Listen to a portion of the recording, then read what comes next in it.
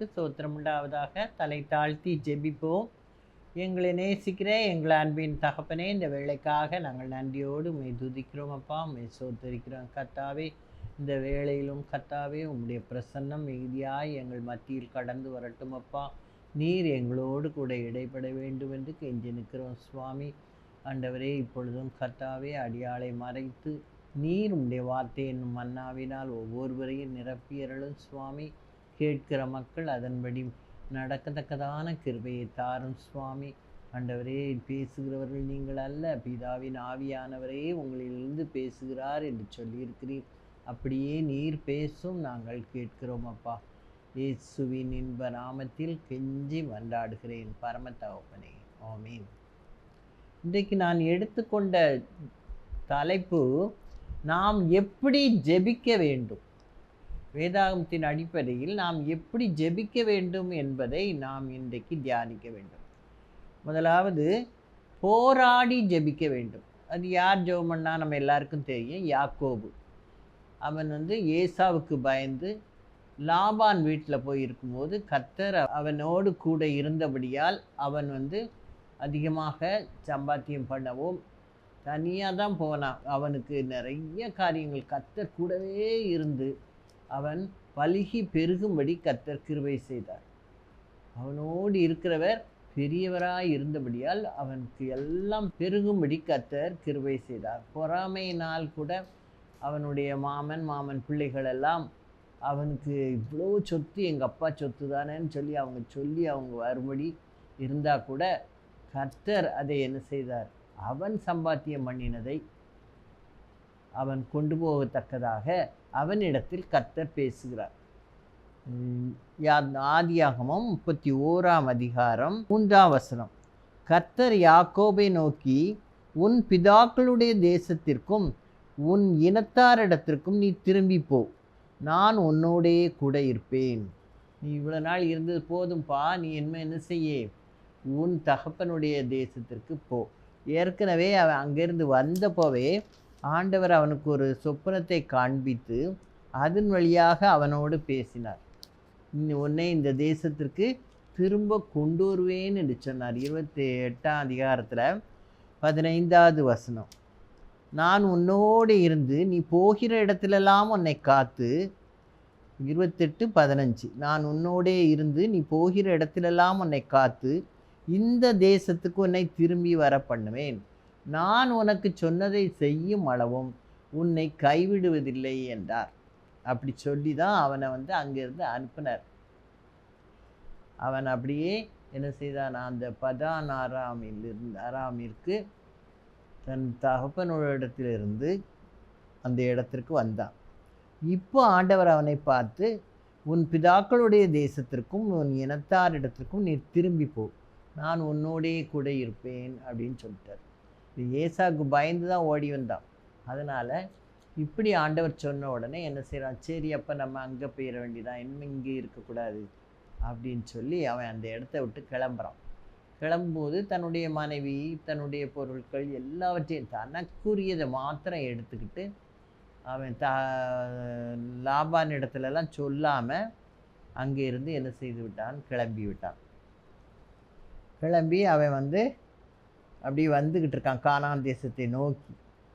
அப்படி வரும்போது அவன் ஏசா அங்கே தான் இருக்கிறான், நம்மளை கொண்டு விடுவான்னு பயத்தில் தான் என்ன செய்வான்?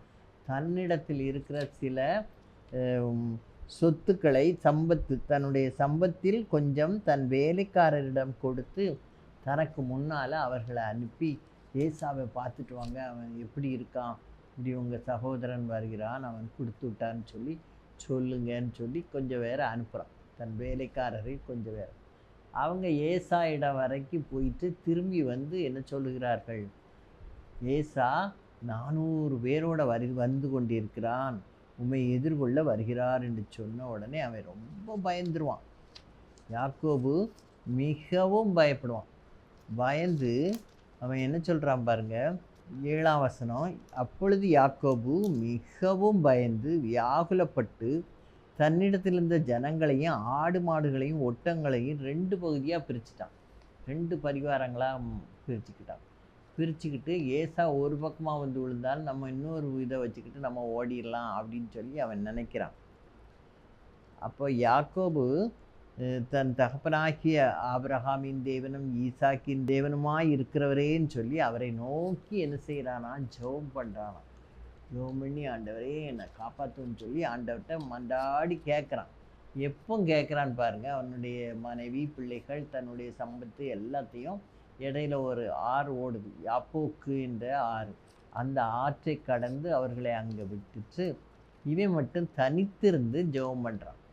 அப்போ வந்து அவன் கூட ஒரு மனுஷன் அவன் கூட என்ன செய்கிறான், போராடுறான்.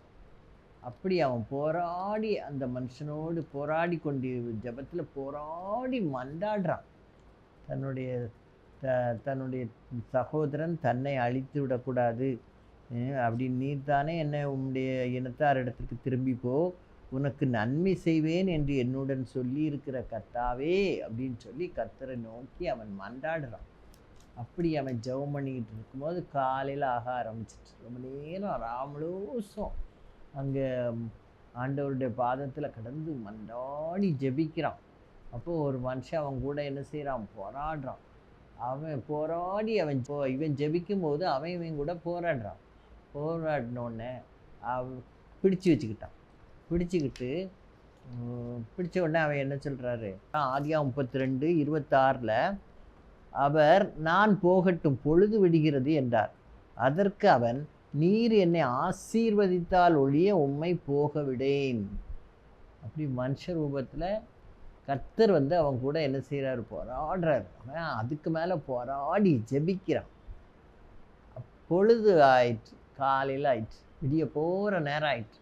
இப்போ என்னை விட்டுறப்பா நான் போகிறேன் அப்படின்னு சொல்லும்போது இவன் என்ன செய்கிறான், அவரை இறுக்கி பிடிச்சுக்கிட்டவன, நீர் என்னை ஆசீர்வதித்தால் ஒழிய உம்மை போக விடேன். எப்படி போராடி ஜெபிச்சிருக்கான் பார்த்தீங்களா? அப்படி நம்ம ஜெபிக்கணும். கர்த்தரிடத்தில் எதையாவது தாவீது என்ன சொல்கிறான், கர்த்தரிடத்தில் ஒன்றை நான் கேட்டேன் அதையே நாடுவேன் அப்படி சொல்லி நம்ம எதை நாடி கேட்குறோமோ அதையே நாடி கர்த்தரிடத்தில் என்ன செய்யணும், ஜெபிக்கணும். தனித்திருந்து ஜெபிக்கணும். அப்படி நம்ம ஜெபிக்கும்போது கர்த்தர் என்ன செய்வார், நம்மளை பாதுகாப்பார். பாருங்க,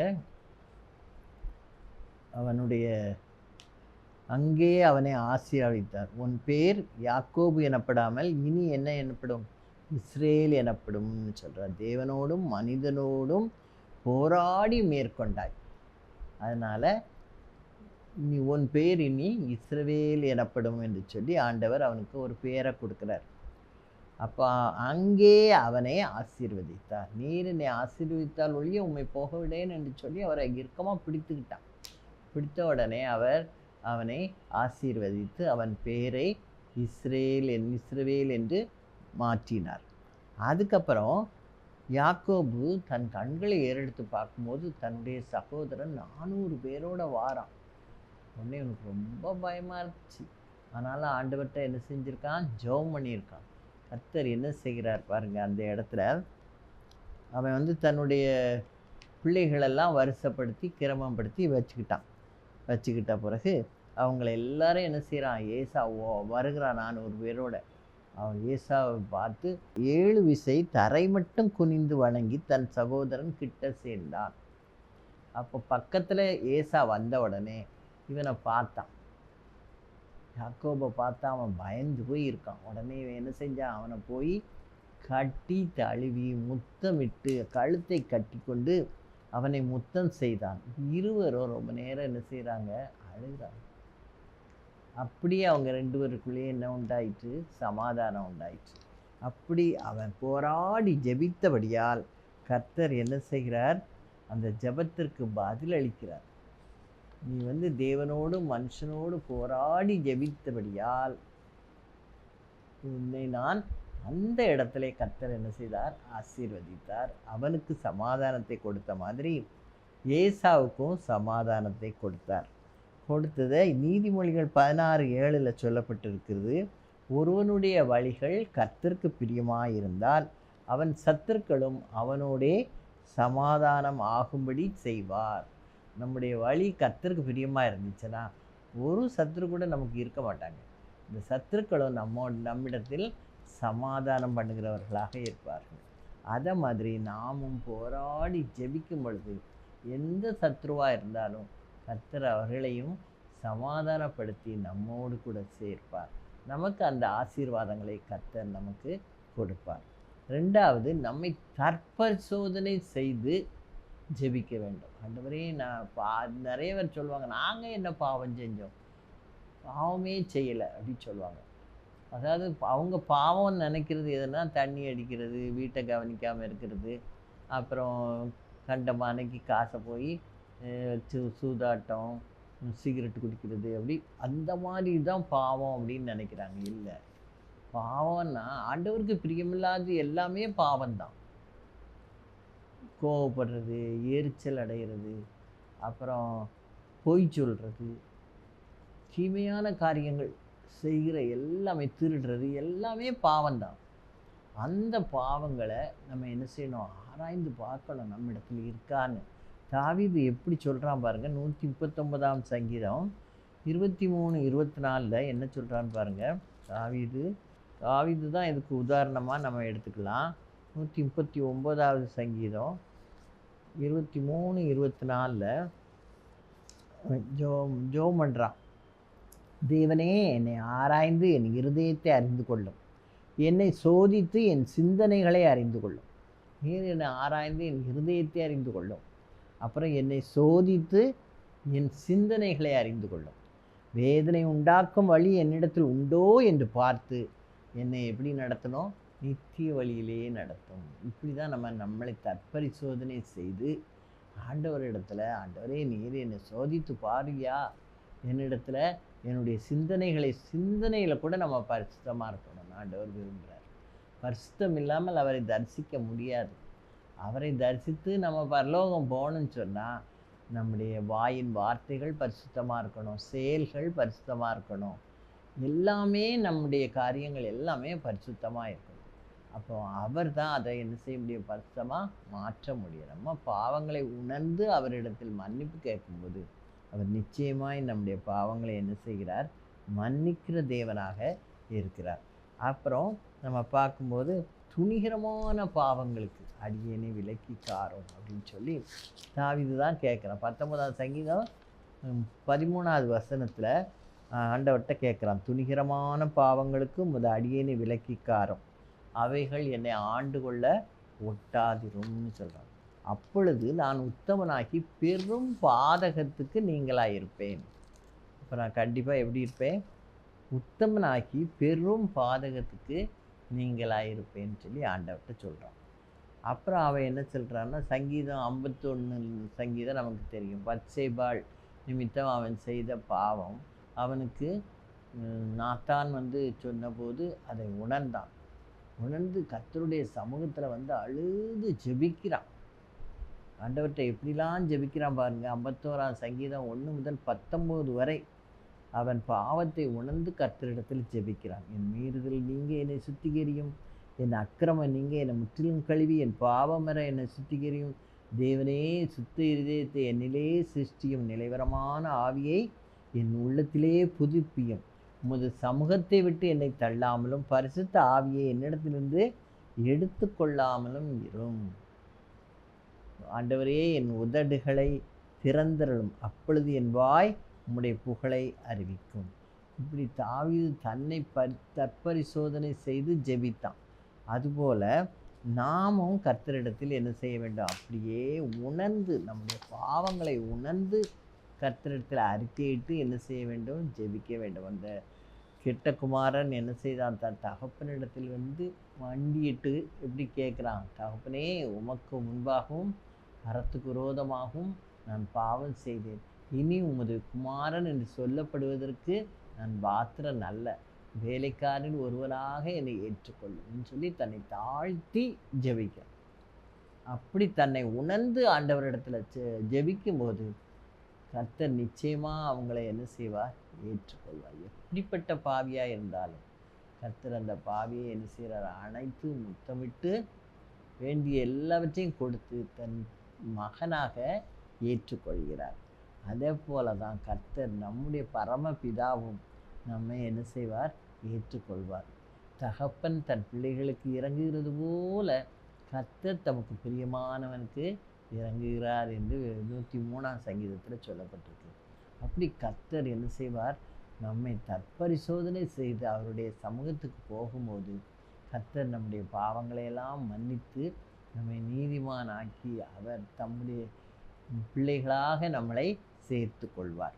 அடுத்தது 3வது, வேதத்தை வாசித்து தியானித்து அதன்படி நடக்க நாம் ஜெபிக்க வேண்டும். அதைத்தான் ஆண்டவர் சொல்கிறார். 119ஆம் சங்கீதம் 18வது வசனத்தில் தாவீது எப்படி நம்ம ஜெபிக்கணுமா, பைபிள் வாசிக்கும் முன்னால் இந்த ஜெபத்தை நம்ம சொல்லிட்டு ஜெபிக்கணும், வாசிக்கணும். 119ஆம் சங்கீதம் 18வது வசனத்தில், உமது வேதத்தில் உள்ள அதிசயங்களை நான் பார்க்கும்படிக்கு என் கண்களை திறந்தருளும். உம்முடைய வேதத்தில் உள்ள அதிசயங்களை நான் பார்க்கும்படிக்கு என் கண்களை திறந்தருளும் என்று சொல்லி வேதத்து மேலே கை வைத்து நாம் ஜெபித்து விட்டு வேதத்தை திறந்து வாசிப்போம். ஆனால் அந்த ஒவ்வொரு வசனங்களும் ஜீவனுள்ள வசனங்கள். அந்த வசனங்கள் மூலமாக கர்த்தர் நம் உள்ளத்தில் அவர் பேசுவார். அதான் கர்த்தருடைய 1வது வசனம் பாருங்கள், கர்த்தருடைய வேதத்தின்படி நடக்கிற உத்தம மார்க்கத்தார் பாக்கியவான்கள். அப்படி தான் நம்ம என்ன செய்யணும்? அவருடைய வசனத்தின்படி நாம் நடக்கிறவர்களாக இருக்க வேண்டும். சங்கீதம் 1ஆம் சங்கீதம் 2, 3 நம்ம பார்க்கும்போது, கர்த்தருடைய வேதத்தில் பிரியமாயிருந்து இரவும் பகலும் அவருடைய வேதத்தில் தியானமாயிருக்கிற மனுஷன் பாக்கியவான். நம்ம வேதத்தை உத்தமமாய் பின்பற்றி நடக்கிறவர்கள் பாக்கியவான்கள். அதே மாதிரி வேதத்தில் பிரியமாயிருந்து இரவும் பகலும் அவருடைய வேதத்தில் தியானமாயிருக்கிற மனுஷன் பாக்கியவான். அந்த வேதத்தை வசனங்களை சும்மா என்ன செய்யக்கூடாது? வாசிக்கக்கூடாது, பேப்பர் வாசிக்கிற மாதிரி. அதை தியானித்து வாசிக்கணும். ஒவ்வொரு வசனமும் நமக்கு அது ஜீவனுள்ள வசனங்கள். அது நம்ம உள்ளங்களை என்ன செய்யும்? பரிசுத்தப்படுத்தும் இல்லையா? அதனால் அப்படி என்ன செய்யணும்? அவைகளை படிக்கிறவர்களாக இருக்க வேண்டும். கர்த்தருடைய வேதத்தில் பிரியமாக இருந்து அதை வாசிக்கணும். இரவும் பகலும் அவருடைய வேதத்தில் தியானமாக இருக்கிற மனுஷன் பாக்கியவான். அவனுக்கு என்ன கிடைக்குமா? அவனை நீர்க்கால்களின் ஓரமாய் நட்டு தன் காலத்தில் தன் கனியை தந்து இலையுதிராதிருக்கிற மரத்தை போல் இருப்பான். அவன் செய்வதெல்லாம் வாய்க்கும். இலையுதிராத மரத்தை போல இருப்பான். அப்படி செழிப்பாக இருப்பான். அப்படி வேதத்தை வாசித்து தியானித்து அதன்படி நாம் நடக்கிறவர்களாக இருக்க வேண்டும். அப்படி நம்ம வேதத்தை மறந்தால் அது என்னதாக மாறும்? நமக்கு சாபமாக மாறும். ஓசியாவில் அந்த தீர்க்கதரிசி மூலமாக கர்த்தர் நம்மோடு கூட பேசுகிறார். ஓசியா 4ஆம் அதிகாரம் 6ஆம் வசனத்தில் பின்பகுதி, நீ உன் தேவனுடைய வேதத்தை மறந்தாய், ஆகையால் நானும் உன் பிள்ளைகளை மறந்து விடுவேன். ஒன்றும் மறப்பேன்னு சொல்லலை, உன் பிள்ளைகளை. நம்ம பிள்ளைகளுக்கு ஏதாவது சோம்பலன்னு சொன்னால் நமக்கு ரொம்ப வருத்தமாயிரும். அப்படி ஆண்டவர் என்ன செய்வாராம்? தம்முடைய பிள்ளைகளை என்ன செய்கிறாரு? நீங்கள் வேதத்தை வாசிங்கப்பா, தியானிங்கப்பான்னு ஆண்டவர் சொல்லிட்டே இருக்கார். நம்ம அதை மறந்தோன்னா உன் பிள்ளைகளை நான் மறந்து விடுவேன். ஆண்டவருடைய கிருபை நம்மளை விட்டு போயிட்டுன்னு சொன்னால் நம்ம ஒரு நாளும் சந்தோஷமாக இருக்கவே முடியாது.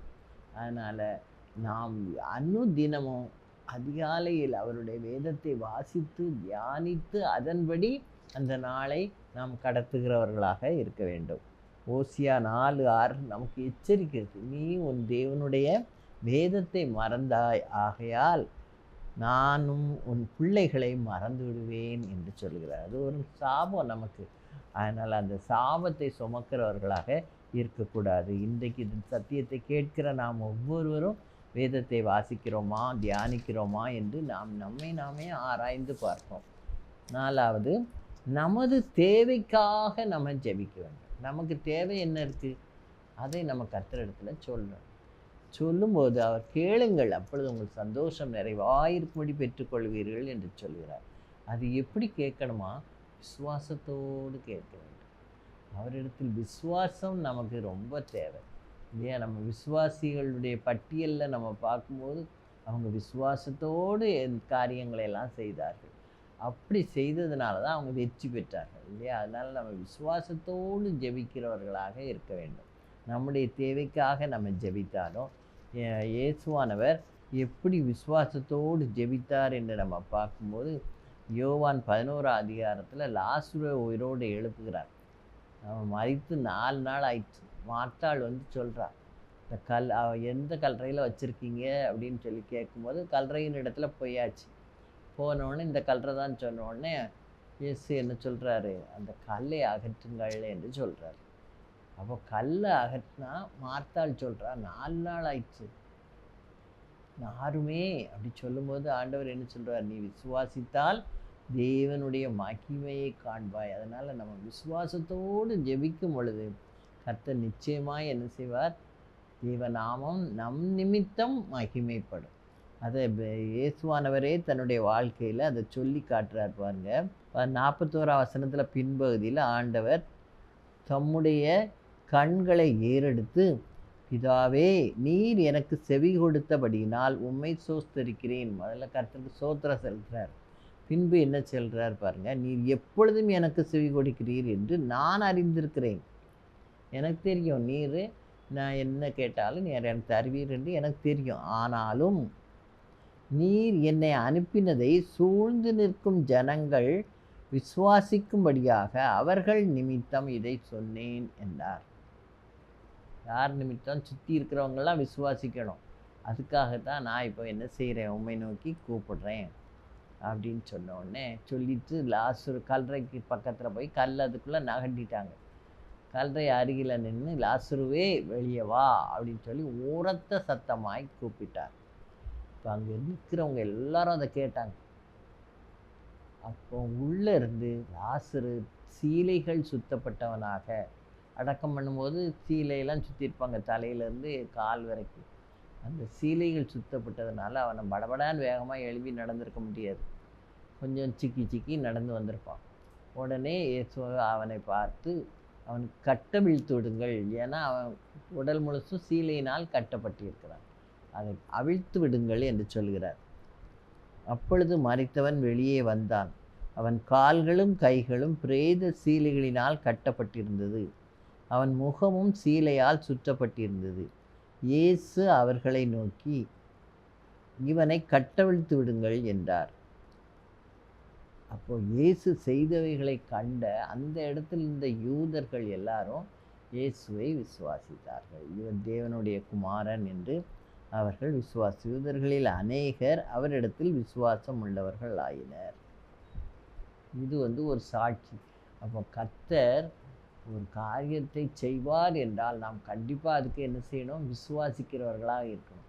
இது யாக்கோபு 5ஆம் அதிகாரம் 15ஆம் வசனத்தில் சொல்கிறாரு, விசுவாசமுள்ள ஜெபம் பிணியாளியை ரட்சிக்கும், கர்த்தர் அவனை எழுப்புவார், அவன் பாவம் செய்தவனானால் அது அவனுக்கு மன்னிக்கப்படும். அப்படின்னா யாருக்கு மன்னிச்சார் நம்ம பார்த்தோன்னா, திமிர்வாதக்காரனை 4 பேர் அவங்களுடைய விசுவாசத்தை தான் ஆண்டவர் பார்க்குறார். நீங்கள் பார்த்தீங்கன்னா லூக்கா 5ஆம் அதிகாரம் 20ஆவது வசனம், அவர்களுடைய விசுவாசத்தை கண்டு, இவர்களுடைய அந்த 4 பேர் தூக்கிட்டு வந்தாங்க இல்லையா, அவங்க எப்படி இறக்குனாங்க, உள்ளே வர முடியல. உடனே அவங்க என்ன செய்யாங்க, தட்டோடுகளை, அதாவது மேலே கூரையை பிரித்து அந்த கட்டிலோடு உள்ளே இறக்குறாங்க. ஏன்னா அவனை தூக்கிட்டு போக முடியாது உள்ளுக்குள்ளே, அதனால் அது கட்டிலோடையே உள்ளே இறக்கிடுறாங்க. ஜனங்களின் மத்தியில் இயேசுக்கு முன்பாக அவனை படுக்கையோடையே இறக்கினார்கள். அவர்களுடைய விசுவாசத்தை அவர் கண்டு திமிர்வாதக்காரனை நோக்கி பார்த்தா, அவனுடைய பாவத்தினால தான் அந்த வியாதி வந்திருக்குன்னு ஆண்டவர் கண்டுபிடித்து அந்த பாவத்தை மன்னித்தார்.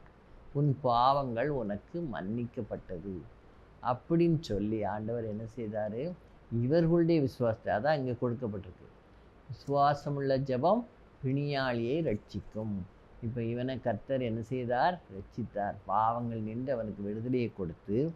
நீங்கள் பார்த்தீங்கன்னா 24ஆவது வசனத்தில், திமிர்வாதக்காரனை நோக்கி நீ எழுந்து உன் படுக்கையை எடுத்துக்கொண்டு உன் வீட்டுக்கு போ என்று உனக்கு சொல்கிறேன் என்றார். 25ஆவது வசனம், அவன் அவர்களுக்கு முன்பாக எழுந்து தன் படுக்கையை எடுத்துக்கொண்டு தேவனை மகிமைப்படுத்தி தன் வீட்டுக்கு போனான். 26ஆவது வசனத்தில் கடைசியில், அதிசயமான காரியங்களை இன்று கண்டோம் என்றார்கள்.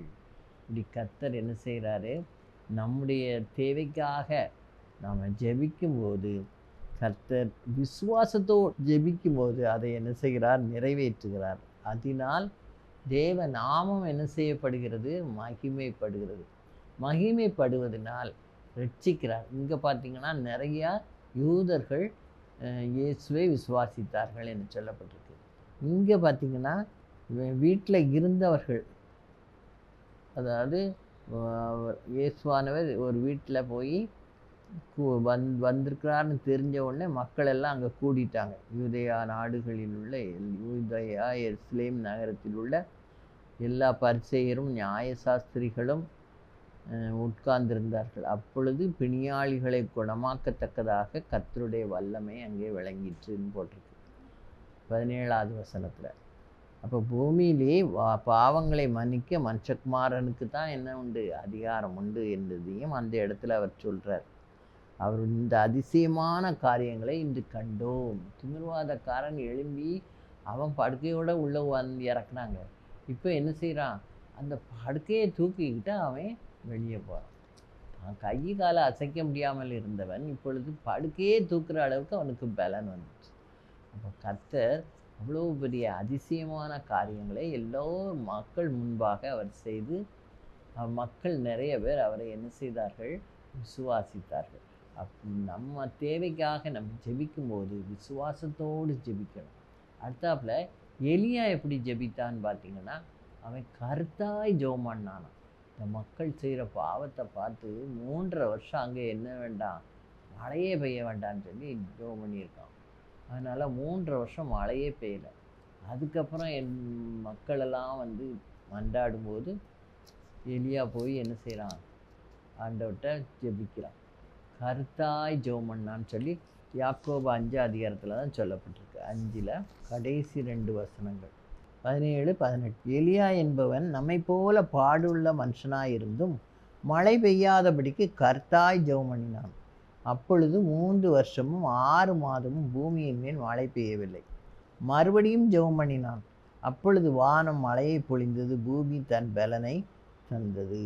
அப்போ கர்த்தாய் ஜெபிக்கணும், விசுவாசத்தோடு ஜெபிக்கணும். நமக்கு எது தேவையோ அதை ஆண்டவரிடத்துல கரெக்டாக என்ன செய்யணும்? கேட்கணும். சும்மா என்ன செய்யக்கூடாது? அஞ்ஞானிகளைப் போல அலப்பக்கூடாது. நம்ம ஜெபம் கரெக்டாக ஆண்டவருக்கு நேராக போகணும். அப்படி இப்படி ஆண்டவரை, இப்படி ஆண்டவரை, அப்படி ஆண்டவரை. சிலவர் நிறைய என்னெல்லாமோ சொன்னால் தான் ஆண்டவர் கேட்பார். அப்படிலாம் கிடையாது. நமக்கு எது தேவையோ அதை அப்படி கரெக்டாக சொல்லி ஜெபிக்கணும். ஜெபம் ஷார்ட்டாக இருக்கணும், கர்த்தாக இருக்கணும், விசுவாசத்தோடு இருக்கணும். அப்படி நம்ம ஜெபித்தா கர்த்தர் அந்த ஜெபத்திற்கு பதிலளிப்பார். அப்போ தேவ நாமம் நம் நிமித்தம் என்ன செய்யப்படும்? மகிமைப்படும்.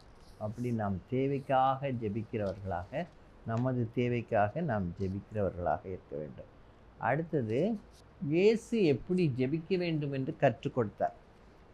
கடைசியாக அவர் எப்படி நம்ம ஜெபிக்கணும்னு கற்றுக் கொடுத்தாருன்னு பார்த்தீங்கன்னா, ஆண்டவர் சொல்கிறார், அஞ்ஞானிகளை போல் ஜெபிக்காதீங்கப்பா, நல்லா உண்மையானதை சொல்லி ஜெபம் பண்ணுங்கன்னு சொல்லி. அதுக்காக அவர் ஒரு ஜெபமே நமக்கு கற்றுக் கொடுத்தார் இல்லையா? அது எல்லாருக்கும் தெரிஞ்ச ஜெபந்தான்.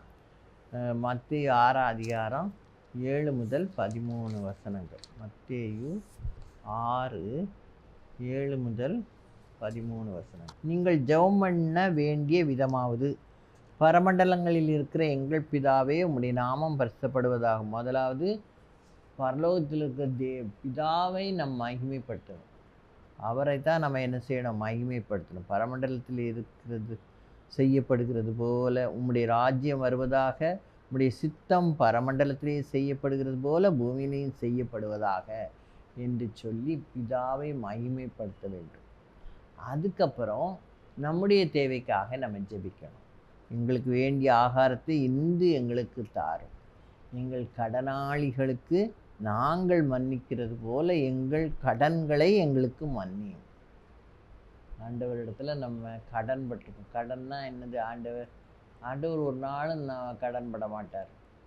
நம்ம ஒரு கொடுத்தோன்னா ஆண்டவர் அதை நமக்கு கண்டிப்பாக திருப்பி கொடுப்பார். நம்ம அப்படி கொடுக்காமலே இருந்தோன்னா நம்ம கடன்காரங்க தானே. அதனால் நம்ம என்ன செய்யக்கூடாது? அப்படி கடன்படுகிறவர்களாக இருக்கக்கூடாது. நம்ம கடன்களை என்ன செய்யணும்? மன்னிக்கிறவராக நம்ம மன்னிச்சாதான் ஆண்டவர் நம்முடைய கடன்களையும் மன்னிப்பார். அடுத்தாப்புல, எங்களை சோதனைக்குட்பட பண்ணாமல் தீமையினின்று எங்களை ரட்சித்து கொள்ளும் என்று நம்முடைய தேவைகளுக்காக நம்ம ஜெபிக்கணும். 3 காரியம் சொல்லணும். நம்முடைய ஆகாரத்துக்காக நம்ம ஜெபிக்கணும். அடுத்தாப்புல நம்முடைய குற்றங்களுக்காக நம்ம ஜெபிக்கணும். 3வது, சோதனைக்கு உட்படாதபடி எங்களை காத்துக்கொள்ளும் என்று சொல்லி கர்த்தரிடத்தில் ஜெபிக்கணும். இந்த 3 காரியங்களையும் ஜெபிக்கணும். அதுக்கப்புறம் அவரை திரும்பவும் புகழணும். ராஜ்யம், வல்லமையும், மகிமையும் என்றென்றைக்கும் உம்முடையவைகளே என்று நமக்கு அவருக்கு சொல்லணும். ஆமீன் என்று சொல்லி முடிக்கணும். இப்போ முதல்லையும் பிதாவை தான் கூப்பிட்டு பிதாவினிடத்தில் அவரை மகிமைப்படுத்தணும். அதுக்கப்புறம் நம்முடைய தேவைக்காக எதுக்காக நம்ம ஜெபம் பண்ணோமோ அதை நம்ம சொல்லி ஜெபிக்கணும். அதில் நம்முடைய உணவுக்காக நம்ம ஜெபிக்கணும். அதுக்கப்புறம் நம்முடைய பாவத்துக்காக நம்ம ஜெபிக்கணும். அப்புறம் சோதனைக்கு உட்படாதபடி எங்களை காத்துக்கொள்ளும் என்று சொல்லி கர்த்தரிடத்தில் ஜெபிக்கணும். இந்த 3 காரியங்களையும் ஜெபித்த பின்பு பழையபடியும் பிதாவை நம்ம சோஸ்தரிக்க வேண்டும். உடைய ராஜ்யம், உடைய வல்லமை, உடைய மகிமை எந்தெந்தைக்கும் உடையவைகளே ஆமேன் என்று சொல்லி ஜெபிக்கணும்னு சொல்லி ஆண்டவர் அழகாக நமக்கு ஜெபிக்கிற முறையை கற்றுக் கொடுத்துருக்கிறார். அதுதான் கர்த்தரின் ஜெபம். இப்போ இதுவரைக்கும் நம்ம 5 விதமாக ஜெபிக்கிறத பார்த்தோம். 1, நம்ம போராடி ஜெபிக்க வேண்டும். 2வது, தற்பரிசோதனை செய்து ஜெபிக்க வேண்டும். போராடி ஜெபித்தது யாக்கோபு. அவன் வெற்றியை பெற்றான். அவனை ஆசீர்வதித்தார். 2வது, தற்பரிசோதனை செய்து ஏசாவை சமாதானப்படுத்தி அவனோடு சேர்த்தார். அடுத்தாப்புல தற்பரிசோதனை செய்து ஜெபிக்க வேண்டும். தாவீது தன்னை தற்பரிசோதனை செய்து ஆண்டவரிடத்தில் கேட்குறான். வேதனை உண்டாக்கும் வழி என்னிடத்தில் உண்டோ என்று பார்த்து என்னை நித்திய வழியிலேயே நடத்தும். என்னை ஆராய்ந்து பாரும், என் சிந்தனைகளை ஆராய்ந்து பாரும், சோதித்து பாரும் என்று சொல்லி கர்த்தரிடத்தில் சொல்கிறோம். சொல்லி கர்த்தர் அதிலிருந்து அவனுக்கு ஒரு விடுதலையை கொடுக்கிறார். தாவீது செய்த பெரிய பாவம், பத்சேபாளை இச்சித்து பாவம் செய்தான். அதனால் அவனுடைய பிள்ளையை கர்த்தர் அடித்தார். அதனால் பத்சேபாள் நிமித்தம் அவன் செய்த அந்த பாவம், கர்த்தர் அந்த பாவத்திற்கு தண்டனையை கொடுத்தார். ஏன் பாவம் செய்த ஆத்மா சாகும். அப்படி சாகிற மாதிரி இருக்கக்கூடாதுன்றது தான் கர்த்தர் தன்னையே நமக்காக பலியாக கொடுத்து நம்மை மீட்பதற்காக ஆண்டவர் நம்மோடு கூட இருக்கிறார். எப்போவுமே நான் உன்னோடு இருக்கிறேன், நீ என்னை நோக்கி கூப்பிடு, உன்னை தற்பரிசோதனை செய்து என்னிடத்தில் வா, நான் உன்னை மன்னித்து என்னுடைய மந்தையில் நான் சேர்த்து கொள்வேன் என்று ஆண்டவர் சொல்கிறார். அதனால் நம்ம எப்போவுமே நம்ம தற்பரிசோதனை எப்படி அந்த கெட்ட குமாரன் தன்னுடைய நிலையை அவன் உணர்ந்து தகப்பனிடத்தில் போய் முழங்கால் படியிட்டு, தகப்பனே உமக்கு விரோதமாகவும் தேவனுக்கு விரோதமாகவும் பரலோகத்துக்கு விரோதமாகவும் நான் பாவம் செய்தேன், உமது குமாரன் என்று சொல்லப்படுவதற்கு நான் பாத்திரன் அல்ல, இந்த வேலைக்காரர் ஒருவராக என்னை ஏற்றுக்கொள்ளும் என்று சொல்லி தன்னை தாழ்த்தி தன்னுடைய நிலையை உணர்ந்து கர்த்தரிடத்தில் போகும்போது கர்த்தர் அவனை மன்னித்து அவனை கட்டி தழுவி முத்தமிட்டு அவனை தன் மகனாக ஏற்றுக்கொண்டார். அதனால் நம்ம தற்பரிசோதனை செய்து ஆண்டவரிடத்தில் போய் ஜெபிக்கும் போது ஆண்டவர் நம்மை பரிசுத்தப்படுத்தி தம்முடைய பிள்ளையாக என்ன செய்வார், மாற்றிக்கொள்வார். 3வது, நம்ம வேதத்தை வாசித்து தியானித்து அதன்படி ஜெபிக்க வேண்டும். அப்போ வேதத்தின் அதிசயங்களை பார்க்கும்படி என் கண்களை திறந்திரளும் என்று ஜெபித்து வேதத்தை வாசித்து தியானித்து அதன்படி நடக்கும்போது கர்த்தர் நம்ம செய்வதெல்லாம் வாய்க்கும்படி செய்வார் என்று சங்கீதம் 1 சொல்லப்பட்டிருக்கு. அடுத்தாப்புல நமது தேவைகளுக்காக நாம் ஜெபிக்க வேண்டும். எப்படி ஜெபிக்கணுமா? விசுவாசத்தோடு ஜெபிக்கணும். விசுவாசமுள்ள ஜெபம் விஞ்ஞானியை ரட்சிக்கும். அப்புறம் நம்ம பார்த்திங்கன்னா கர்த்தாய் எலியாவை போல கர்த்தாய் ஊக்கமாய் ஜெபிக்கணும். அப்படி நம்ம ஜெபிக்கும்போது கர்த்தர் நம் ஜெபத்திற்கு பதிலளிக்கிற தேவனாக இருக்கிறார். அதனால் தேவநாமம் நிமித்தம் மகிமைப்படும். இப்போ 5 விதமான ஜெபம் என்று பார்த்தோம். போராடி ஜெபிக்க வேண்டும், தற்பரிசோதனை செய்து ஜெபிக்க வேண்டும், வேதத்தை வாசித்து தியானித்து அதனை நடக்க பலன் தாரும் என்று ஜெபிக்க வேண்டும். அப்புறம் தேவைக்காக விசுவாசத்தோடு ஜெபிக்க வேண்டும். இயேசுவின் ஜெபத்தை சொல்லி ஜெபிக்க வேண்டும். அப்படி ஜெபிக்கும்போது நம்ம ஊக்கமாகவும் கருத்தாகவும் ஜெபிக்க வேண்டும். அது எப்படி? பிதாவை முதல்ல மகிமைப்படுத்தணும், அப்புறம் இறுதியாக முடிக்கும் போதும் பிதாவை நம்ம மகிமைப்படுத்துகிறவர்களாக இருக்க வேண்டும். இடையில தான் நம்முடைய தேவைக்காக நம்ம ஜெபிக்கணும். நம்முடைய பாவத்துக்காக ஜெபிக்கணும், நம்முடைய ஆகாரத்துக்காக ஜெபிக்கணும், அப்புறம் நம்ம சோதனைக்கு உட்படாதபடி எங்களை காத்துக்கொள்ளும் என்று சொல்லி நாம் ஜெபிக்கணும். அப்படி 3 காரியங்களுக்காக நாம் ஜெபிக்கணுன்றத கர்த்தர் தம்முடைய ஜெபத்தின் மூலமாக எப்படி ஜெபம் பண்ணணுன்றதை சொல்லி கொடுத்தது மூலமாக நாமும் அவரை நோக்கி ஜெபிக்கிறவர்களாக இருக்க வேண்டும். இந்த வார்த்தைகள் தான் நம்மளை எப்பவும் உயிர்ப்பிக்கக்கூடியதாக இருக்கும். தேவன் தாமே இந்த வார்த்தைகள் ஒவ்வொன்றையும் நமக்கு ஆசீர்வதித்து கொடுப்பாராக. தலை தாழ்த்தி ஜெபிப்போம். எங்களை நேசிக்கிற எங்கள் அன்பின் தகப்பனே, இந்த வேலைக்காக நாங்கள் நன்றியோடு உம்மை துதிக்கிறோம் அப்பா, உம்மை ஸ்தோத்திரிக்கிறோம். கர்த்தர் நல்லவர் என்பதை ருசித்து பார்க்க எங்களுக்கு தருணங்களை நீர் தந்திருக்கிறீரப்பா. இந்த வேளையிலே நாங்கள் எப்படி ஜெபிக்க வேண்டும் என்பதை நாங்கள் கற்றுக்கொண்டோம் அப்பா.